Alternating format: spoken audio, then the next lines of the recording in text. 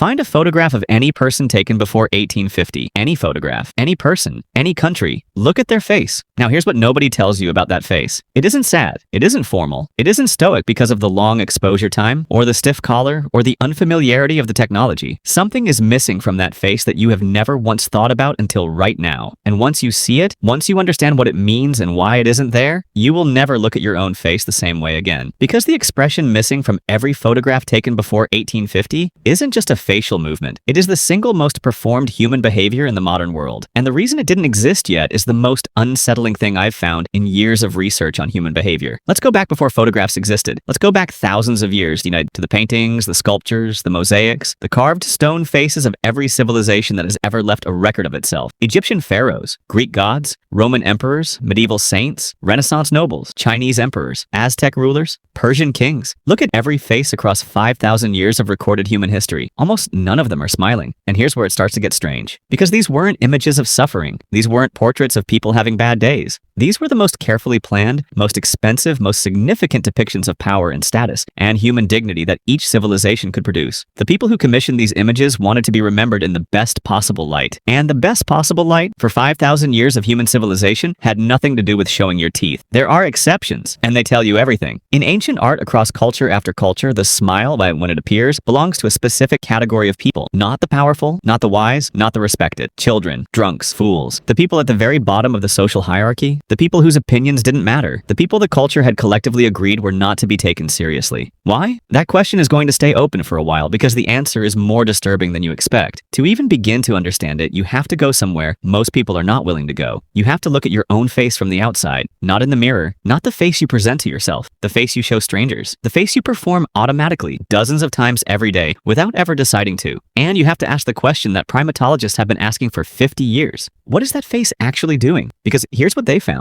In every non-human primate on Earth, chimpanzees, gorillas, macaques, baboons, baring the teeth is not a friendly gesture. It is a fear grimace. It is what the weakest animal in the group does when confronted by the strongest. It is submission. It is appeasement. It is the face that says, please don't hurt me. I am not a threat. I acknowledge your dominance. Or, and this is the part that should make you deeply uncomfortable, it is an aggression display, a warning, a challenge. I see you. I am ready. In neither case is it warmth. In neither case is it friendliness. In neither case does it mean anything close to what you think it means when you do it 50 times a day. Frans de Waal, one of the most respected primatologists in the world, spent decades documenting chimpanzee facial behavior and mapping it against human expression. And what he found opened a question that he spent years trying to close. The human smile has two completely separate evolutionary roots. One is the fear grimace. One is the play face, an open-mouthed expression used during social play in young primates. Neither was originally about happiness. Neither was originally a greeting. Both of them, in the context of ancient human life, meant something so specific and so completely different from what they mean today that de Waal described the modern social smile as one of the most evolutionarily confusing behaviors in the entire animal kingdom. Now hold that thought, because it gets stranger. Psychologist Paula Niedenthal at the University of Wisconsin spent years mapping smiling behavior across cultures, and she found something that researchers initially dismissed because it was too uncomfortable to accept. Smiling is not a universal human behavior, not in the way we assume, not in the way the modern world has told us it is. Niedenthal found that cultures with high social homogeneity, places where people have lived in the same communities, with the same families following the same social structures for generations, smiled in public dramatically less than cultures built on strangers, on immigration, on economic mobility, on the constant interaction with people you have never met and may never see again. The researchers looked for an explanation in language, in history, in climate, in religion. What they found instead stopped them completely, because the pattern pointed to one thing, one specific thing that had never been part of the academic conversation about smiling at all: strangers. The smile, Niedenthal's research concluded, is most functionally useful in exactly one context: an environment full of people who have no prior information about who you are, people who cannot assess your trustworthiness from reputation or history or shared community, people who need to make a rapid judgment about whether you are safe or dangerous, based entirely on what they can observe in the next 3 seconds. In that context, and only in that context, a wide open, teeth-visible smile directed at a stranger communicates a very specific message. I am not going to hurt you. And here's the thing about that message. For most of human history, it never needed to be sent, because for 300,000 years, the social world of every human being on Earth was the same size. 15 to 50 people. Everyone you would ever encounter in a normal week, every face, every voice, every pair of eyes that looked at you across the fire, belonged to someone whose entire life history you already knew. You didn't need to signal trustworthiness with your face. Your face was already known. Your reputation was already established. Your character was already understood by everyone around you through years of shared experience. The smile as a trust signal was completely unnecessary. And when strangers did appear, a person from outside the group, walking toward you from a direction that made no sense, in a place they had no business being, the question was never how to make them feel welcome. The question was whether they were going to try to kill you. Evolutionary anthropologist Daniel Fessler at UCLA spent years studying the cross-cultural relationship between stranger distrust and smiling behavior. And he found exactly what Niedenthal's research predicted. The more a society historically treated unknown individuals with suspicion, the more strangers were understood as potential threats rather than potential friends. The less that society smiled in public, not because they were unhappy, not because they were cold or culturally stunted, because in a world where strangers were dangerous, baring your teeth at one was either a threat or a sign of madness. It was not friendliness. And yet here you are, doing it to strangers all day long. How did that happen? The answer involves three things, and none of them are what you expect. The first is something so mundane that when researchers first proposed it as a driver of large-scale behavioral change, the academic community laughed. Rotten teeth. For most of human history, well, right up until the late 19th century, adult teeth were a visible record of your life. Decay, gaps, discoloration, infection, these weren't exceptions. They were the baseline, the universal condition of adult human mouths. Opening your mouth wide enough for someone to see your teeth was not a display of happiness. It was a display of your most visible physical deterioration. It was showing the evidence of everything your body had gone through. The powerful kept their mouths closed not because they were reserved, because open mouths showed what wealth and power were supposed to conceal. As dentistry developed in the 19th century, as white, intact, symmetrical teeth shifted from rare to achievable, something changed in the calculus of the open mouth. Showing your teeth was no longer showing your damage. But that alone doesn't explain the transformation, because the second thing happened at almost exactly the same moment: photography. And here's the part of the photography story that nobody tells you.